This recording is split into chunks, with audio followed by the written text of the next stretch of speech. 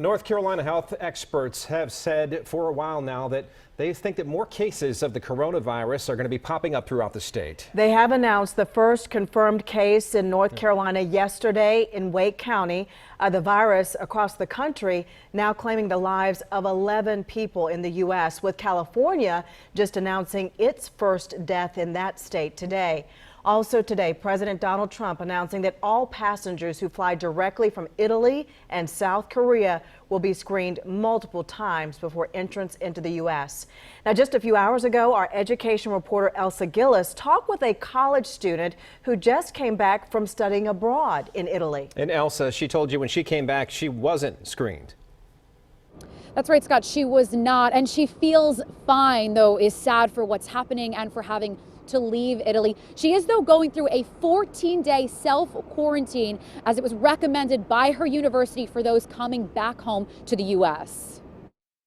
As of right now, I'm just trying to stay inside and not expose myself to other people just in case. NC State student Sydney Pittman is back home self-quarantined in Mooresville instead of school or Florence, Italy, after getting this email saying after the CDC's warning about travel to Italy, they were suspending all study abroad programs in the country. When I figured out that email, it was definitely very sad. Even though she and her friends were aware of the outbreak in other parts of Italy, she says there wasn't mass panic or people wearing masks everywhere.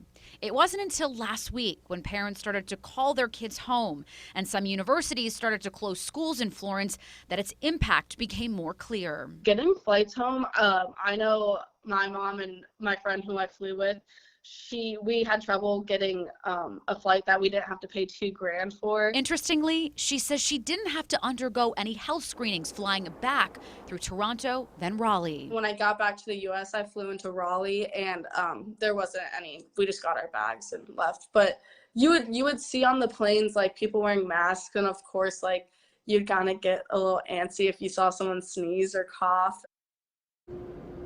Now, as for how this is being handled here at home, in just about an hour, Mecklenburg County commissioners will get an update here from the county's public health director about local coronavirus preparations. We will have a crew here and we'll have an update for you at 10 and 11. Erica. All right. Thank you, Elsa, for all that new information. We can also tell our viewers that in Washington today, lawmakers reached a deal allowing $8.3 billion to go toward fighting the spread of coronavirus. Congress expected to approve the funding bill tomorrow, and then it could be signed by President Trump by the end of this week.